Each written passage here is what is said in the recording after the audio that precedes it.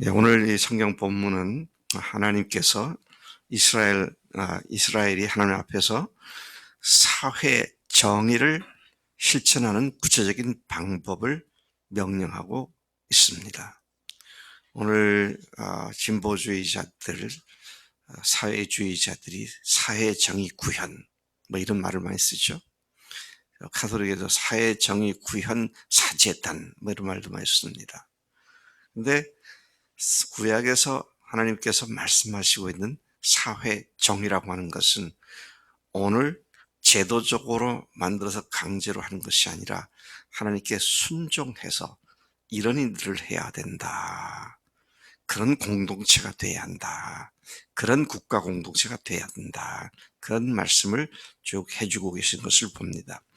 크게 몇 가지를 얘기한다면 부의 편중을 막기 위해서 빚진 자를 7년마다 면제해 주어라. 또 궁핍한 자가 구워달라고 할 때는 아까워하지 말고 구워주어라. 또 종으로 살던 내 동족, 내 형제 자매를 7년에 되게 되면 해방시켜주고, 해방시켜줄 때도 그냥 해방시키지 말고 적절히 잘 대우해 주어라. 그러나 그들 중에 자발적으로 너와 내 집을 좋아하고 함께 살기를 좋아한다고 말을 하는 사람이 있다면 귀에 송곳으로 귀를 뚫어서 그 표시를 삼아라. 초태생 짐승들을 하나님께 바쳐라. 이런 내용들이 오늘 말씀에 쭉 기록되어져 있습니다. 6절, 1절부터 6절까지 보면 빚을 면제해주는 해를 얘기하고 있죠. 레위기 25장에서 나오는 말씀입니다만은 누군가에게 빚을 진 자를 7년 끝에는 그 빚을 탕감하고 면제해 주라고 명령하십니다. 그리고 그 구체적인 방법까지 말씀하십니다. 이웃에게, 형제에게 돈을 빌려준 채권자는 제7년 마지막 끝에 그 빚을 면제해 주고 그를 독촉하지 말아라. 못 갚고 있는 사람을 계속 독촉하고 7년째가 되면 완전히 그를 갖다가 노예로 삼아라가 아니라 면제해 줘라. 그렇게 말씀하시죠. 왜 그렇게 하시느냐? 이는 여호와를 면제 위해서 하는 거다. 여러분, 다른 사람의 빚을 면제해 주는 것은 그 사람이 불쌍해서가 아니라 하나님을 위해서 하는 거다. 이게 무슨 말입니까? 왜 하나님을 위해서 하는 건가요?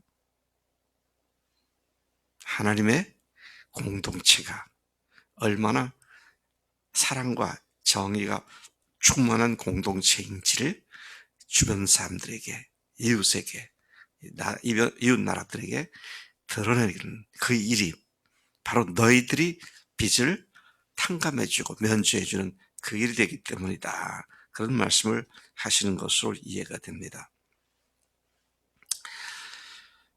그래서 하나님의 사랑과 의를 더 정의를 드러낸다. 이방인 채무자는 독촉해도 무방하다. 그런데 너희 형제들에게는 그렇게 하지 말아라. 면제해 주어라. 그렇죠? 4절, 5절의 말씀 보니까 이 말씀대로 순종하면 뭐 어떻게 된다? 반드시 복받는다. 반드시란 말을 더 넣어서 반드시 네가 반드시 복받고 너희 중에 가난한 자가 없어질 것이다. 아하, 면제해 줄 이유가 뭐예요? 너희 중에 가난한 자가 없이 다 같이 고루고루 잘 살 수 있도록 하기 위한 하나님의 뜻이 있음을 여기서 보게 됩니다. 형제의 빚을 면제해 줄 아는 그런 국가 공동체는 다른 나라에게 꾸지 않고 구워줄 수 있게 되고 그들에게 다른 나라에게 통치를 받지 않고 통치를 하게 되는 그런 복을 받게 될 것이다. 그래서 여러분, 남한테 예를 들어서 5천만 원을 빌려줬다. 이내가 에린이한테 5천만 원을 빌려줬어요. 근데 안 갚아. 이것 봐라. 돈 안 갚네. 자동차도 타고 다니면서 난 돈 안 줘. 이제 그럴 수 있잖아요. 지금 우리 현실에서 얘기해 보는 겁니다. 근데 이내가 안 갚으려고 하는 게 아니라 못 갚지요, 사실은. 자동차는 발이니까 어쩔 수 없이 타고 다니는데, 근데 우리는 그런 것 갖고 저렇게까지 하면서 나한테 돈 안 갚어? 이제 이런 생각을 하잖아요. 그렇게 하기를 무려 6년을 그랬어. 그 다음엔 7년째가 됐는데도 안 갚아. 그러면 주님께서 뭐라, 면제해줘. 이내야 5천만 원 그만 탕감해줘. 그런 말씀이잖아요. 할 수 있겠어? 나는 우리 청년들 보면 너무 귀하다. 그게 그때가 하지 못할지언정 지금은 하겠다고 말하잖아요. 아이 그렇게 못하겠는데 뭐 이렇게 하지 않고 그렇게 하겠다고. 네. 평소에 하겠다는 사람이 할 수 있는 것이 처음부터 난 그렇게는 못해. 내가 어떻게 번 피와 땀이 들어간 돈인데 이러면 뭐 안 되는 거잖아요. 근데 하나님께서 뭐라고 그러세요? 하나님을 위해서 그렇게 해라. 그런 말씀을 하시는 것이죠. 자, 그러면 어떻게 된다? 내가 그렇게 순종하면 복을 반드시 받는다. 이건 뭐 계속 반복되는 말씀이에요. 뭐를 말씀하신 데는 그렇게 순종하면 내가 반드시 복을 받게 된다. 그래서 다른 나라에게 채무국이 되는 게 채권국이 되고 다른 나라에게 통치를 받는 것이 아니라 다른 나라를 통치하게 된다. 그래서 너희들 가운데에는 가난한 자가 없이 똑같이 잘 살 수 있게 된다. 이런 말씀을 하고 계신 것이죠. 7절부터 12절까지는 궁핍한 자에게는 꾸어주어라. 돈을 빌려달라고 하면 거절하지 말고 빌려주어라. 꾸어주어라. 그런 말이죠. 여러분 어떻습니까? 앞에 7년 끝에는 면제해줘라는 말씀이 있는데 누가 나에게 꾸어달라 그럴 때 돈을 달라 그럴 때 7년 후까지 못 갚으면 내가 못 받는데 그러면 꾸어줄 수 있어요, 없어요? 어려울 거예요. 어려울 거예요. 근데 주님께서는 7년 후면 못 받을 건데 하는 꼴을 보니 저 사람은 그 후에 나한테 갚을 능력도 안 될 것 같고 그러니까 못 받을 것이니까 주지 말아야지. 그렇게 하지 말라는 겁니다. 꾸어달라 그러면 후히 주라는 거예요. 못 받을 수 있는데 준다. 우리 효진 자매가 지금 사업을 하느라고 그제 간증인가 보고서에 보니까 목장 보고서 보니까 아직도 빚 가운데서 지금 운영을 하고 있다 그런 얘기 썼더라고요. 근데 우리 누구야 금소영 자매 보고 나 3천만 원 좀 빌려주세요. 그러면 그거 주라는 거예요. 이거 참 어렵죠. 어려워요. 근데 왜 어렵습니까? 내 거는 절대 주지 않겠다라고 움켜쥐니까 그렇잖아요. 여기 보니까 움켜쥐지 말고 주라고 그러셨어요. 뭘 생각하면서 너희들은 원래 애굽 땅에서 나온 자들이 아니야. 지금 이게 40년 애굽에 출애굽한 지 40년 후에 하신 말씀입니다. 옛적을 생각해 봐라. 하나님께서 너희들 거기서 건져 주시고 또 여기에 포함되어 있지 않지만 너희들이 그때 거기서 나올 때 다 갖고 나오지 않았느냐. 그러니 너희도 은혜 받은 자로서 마땅히 형제들을 그렇게 대해야 된다. 이런 말씀이 계속 주에서 나오고 있죠. 아까운 마음을 가지면 못 줍니다. 근데 내 하늘 가족이구나. 그러면 줄 수 있어요. 안수임 자매는 성민이가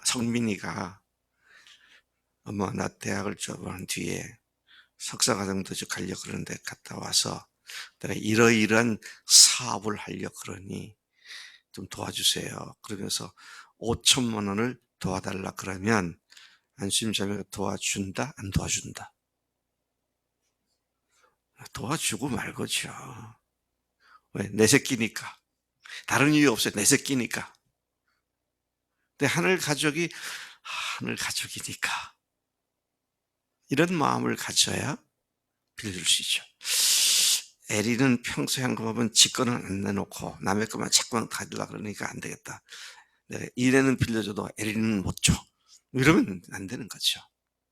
근데 아이고 에리도 저게 하늘 가족인데 나와 같은 하늘 가족인데 그러면 주님께서 그 형제의 필요를 나에게 도와주라고 그러시니까 도와줄 수 있는 거잖아요.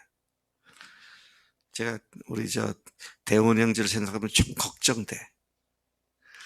왜 걱정되느냐? 저도 빨리 돈 모아서 장가 가야 되는데 그냥 청년들 불러내서 밥 사주고 지난 금요일날도 성경 공부하는데 주원이를 불러서 밥 사주었더라고 보니까. 근데 한둘이 아니야. 네. 근데 나는 안 사주더라. 그래서 여러분 하늘 가족이고요. 내가 어떤 상태에 있었는데 하나님께서 나에게 어떤 은혜를 베푸셨는지를 생각한다면 못 도와줄 것이 없다. 그런 말씀을 하고 있는 것이죠. 그 다음에 네 히브리 동족 남자나 여자나 너에게 종살이를 하던 사람이 있으면 7년 될 때 그에게 자유를 주어서 자기가 살아가도록 독립할 수 있도록 자유를 주어라. 이것도 7년째 마지막 때 돈을 탕감해주고 면제해주는 것과 같은 말씀입니다. 근데 여기는 7년째 끝이 아니라 7년 될 때 그렇게 말씀하고 계시는데요. 자, 그렇게 할 때에 그냥 보내지 말고 양과 또 곡식들, 소출들과 포도주를 후히 주어라.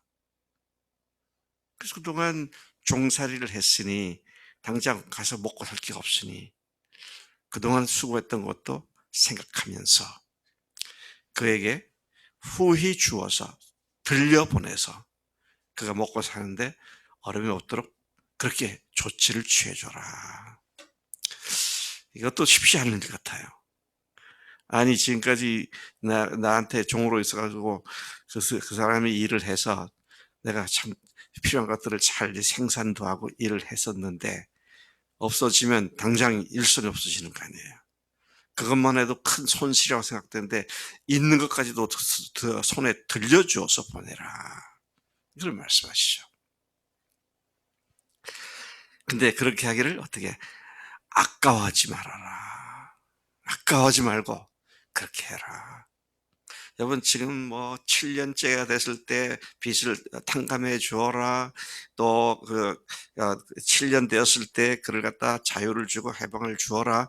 또 빈손으로 돌려보내지 말고 그 손에 넉넉하게 쥐어서 돌려보내라.